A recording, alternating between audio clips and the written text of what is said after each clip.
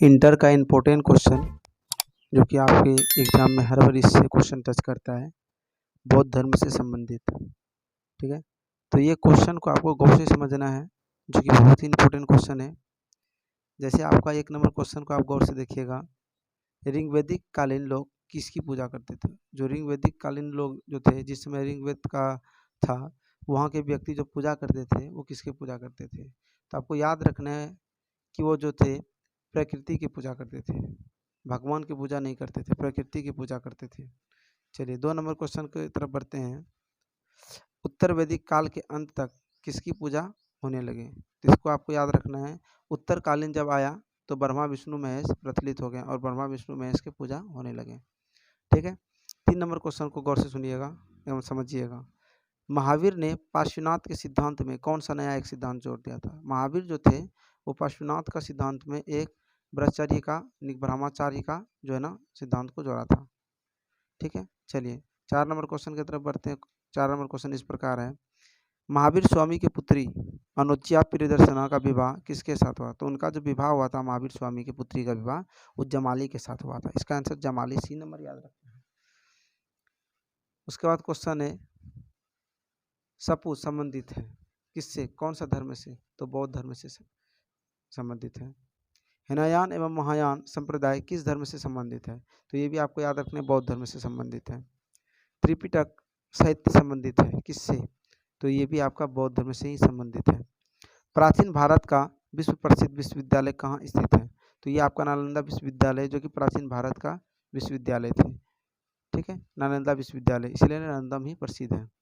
चलिए next question समझिए, प्रथम बौद्ध संगीति किस शासन के काल में हुए हैं। तो आपको याद रखना अजातशत्रु के शासन काल में।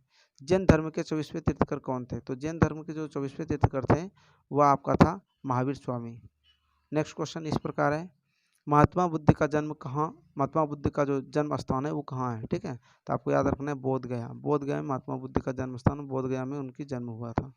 चलिए उसके बाद क्वेश्चन को गौर से समझिएगा, तृतीय बौद्ध संगीति का आयोजन कहाँ हुआ। इसका आपको आंसर याद रखना है पाटलिपुत्र, जो कि प्राचीन का नाम पाटलिपुत्र था और वर्तमान का नाम पटना के नाम से इसे जाना जाता है। चलिए उसके बाद क्वेश्चन आपका इस प्रकार है, बुद्ध का बचपन का नाम क्या था। तो बुद्ध का जो बचपन का नाम था वो सिद्धार्थ था।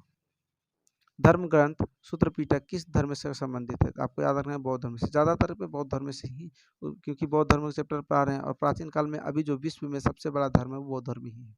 चलिए हिनयानी पुस्तक किस भाषा में है। तो ये पाली भाषा में हिनयानी पुस्तक थे, जो कि अभी के मामले में उसको पढ़ना बहुत मुश्किल है। पाली भाषा पत्र में कहीं के आपको लिखा हुआ मिलेगा।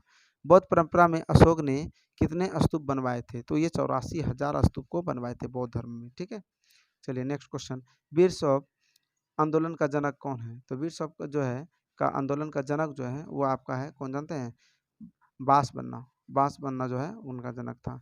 स्वयंवर एवं दिगंबर का संबंध किस धर्म से। इसका आपको आंसर याद रखना, जैन धर्म से। महात्मा बुद्ध को ज्ञान की प्राप्ति कहाँ हुआ। महात्मा बुद्ध को ज्ञान की प्राप्ति बोध गया से हुआ था। ठीक है, बाणभट्ट और कादम्बरी ग्रंथ में किस संप्रदाय का उल्लेख किया गया है। तो आपको याद रखना है पशुपत का जो है ना। चलिए भभूति के मामली, भभूति के, गौर से समझिएगा इसको, भभूति के मालती माधव में किस संप्रदाय का उल्लेख है। तो आपको याद रखना है कपालिक का। अम्पार सुंदर मूर्ति एवं नंदन का संबंध किस धर्म से है। तो आपको याद रखना है इसका शैव धर्म से। शैव धर्म यानी शैव मत भी उसको बोला जाता है। ठीक है, चलिए कालिदास, भभूति, संबंधु एवं बनभट्ट आदि किस धर्म के अनुयायी थे। ठीक है, इसका आपको याद रखना है शैव धर्म के। नाथ मुनि का संबंध है, मतलब नाथ मुनि का संबंध किस धर्म से। इसका आपको याद वैष्णव धर्म से। सल्लेखन यानी कि जिसको बोलते हैं काया कलेश द्वारा मृत्यु का विधान किस धर्म में है। तो आपको याद रखना जैन धर्म में ही ये सब सिस्टम है। कुंडलवन यानी कि जो कि कश्मीर के चतुर्थ बौद्ध संगीति के शासन के काल में हुए थे। तो इसको आपको याद रखना कनिष्क।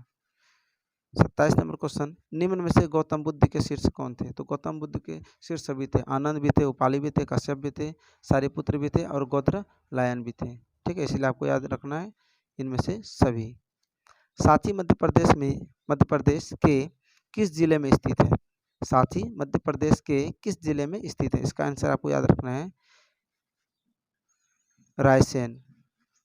सांची स्तूप को सुरक्षित रखने में अहम भूमिका थी, किसका था? एच.एल. कोल का भी था, शाहजहाँ बेगम का भी था, सुल्ताना जहाँ बेगम का था। इन्हीं किसको आपको याद रखना है, इनमें से सभी का। प्राचीन वेद कौन से हैं? प्राचीन वेद कौन से हैं, इसका आपको याद रखना। प्राचीन वेद जो थे, सबसे प्राचीन वेद ऋग्वेद ही है। तो इस प्रकार का आपको 1 से लेकर 30 क्वेश्चन समझा दिए, इसको आप याद रख लीजिए, याद कर लीजिए, ताकि भविष्य में काम देगा। और एग्जाम में इससे क्वेश्चन पक्का 2 से 4-5 क्वेश्चन टच करता है, इसलिए आपको इसको गौर से समझना है। हो सके तो कॉपी में नोट कर लिए, और अच्छा लगे तो चैनल को सब्सक्राइब भी कर लीजिएगा, और स्टूडेंट के पास, अपने दोस्त के पास शेयर